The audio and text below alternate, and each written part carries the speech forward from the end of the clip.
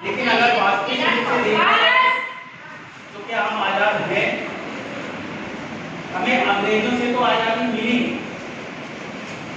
लेकिन क्या हमें वास्तविक रूप से आजादी मिल पाई है?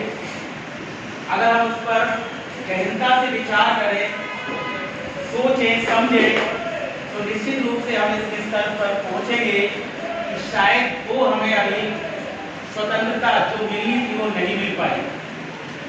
अगर हम बात करें करप्शन की, तो क्या अंग्रेज तो जा चुके हैं, हमें आजादी मिल गई है, लेकिन क्या जो हमारे यहाँ सरकार गठित हुई है, क्या चाहे वो नौकरशाही हो, चाहे राजनीतिक क्षेत्र हो, चाहे कोई भी फील्ड आप उठाकर देखें, क्या हमें उस करप्शन से आजादी मिल पाई है?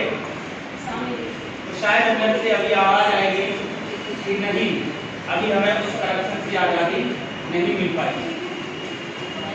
जब हमारा देश आजाद हुआ 1947 में, अंग्रेज यहाँ से गए, हमारा संविधान लागू हुआ, हम एक रिपब्लिक देश बने। तो जब हम रिपब्लिक बने, संविधान हमें मिला 1950 में, तो संविधान की ये परिकल्पना थी कि हमारे समाज में कोई भी हो, उसके साथ किसी भी तरह का, चाहे वो जातिगत हो, चाहे आर्थिक आधार पर हो, चाहे सामाजिक आधार पर हो, चाहे शिक्षा के आधार पर हो, चाहे रंग के आधार पर हो, चाहे वेशभूषा के आधार पर हो, चाहे पहनावे के आधार पर हो, या हमारे खान पान के आधार पर हो, विषमता नहीं होगी। लेकिन अगर हम देखें, क्या ये हो पाया है? क्या हमारा देश इन सारी चीजों से आजाद हो पाया है? शायद नहीं, क्योंकि अभी भी हमारे समाज में, है ना, शिक्षित और अशिक्षित के बीच में एक खाई बनी हुई है, गरीब और अमीर के बीच में एक खाई बनी हुई है। रंग के आधार पर, शिक्षा के आधार पर, वेशभूषा के आधार पर, क्षेत्रवाद के आधार पर अभी भी हमें आजादी प्राप्त करनी है।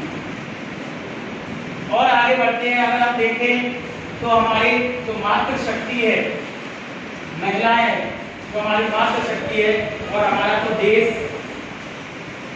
ऐसा देश है जहां पर नारियों की पूजा की जाती है, और कहा भी गया है यत्र नार्यस्तु पूज्यन्ते रमन्ते तत्र देवता, यानी जहां नारियों की पूजा होती है वहां देवता भी निवास करते हैं। तो हम तो अपने देश में नारियों को सर्वोच्च मानते हैं, लेकिन अगर देखा जाए अपने आसपास, तो अभी भी उनके साथ कहीं ना कहीं वो बात नहीं है, वो उनका जो उनके साथ हमें करना चाहिए था, उनका जो ड्यू है, उनको जो मिलना चाहिए था, वो शायद उन्हें अभी नहीं मिल पाया। शिक्षा की बात करें तो समाज में हमारे बहुत सारे ऐसे दबे कुचले वंचित समाज है जहाँ पर अभी शिक्षा नहीं पहुँच पाई है, अभी भी वहाँ पर शिक्षा है, हमें उससे आजादी प्राप्त करनी है।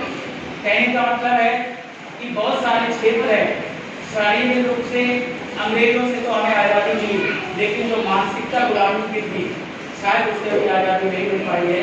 तो आओ हम सब मिलकर हम आह्वान करते हैं सभी का, क्योंकि ये छोटे छोटे बच्चे कहीं ना कहीं हमारे देश का भविष्य है, और यही चलकर आगे हमारे देश को, अपने परिवार को आगे लेकर जाएंगे। तो मैं एक आह्वान करता हूँ कि सभी लोग आओ मिलकर के शिक्षा की अलग जगह, सभी बच्चों को अच्छा नागरिक बनने के लिए प्रेरित करें, जिससे वो अच्छे नागरिक बनकर हमारे देश समाज का काम कर सकें और आगे बढ़ सकें।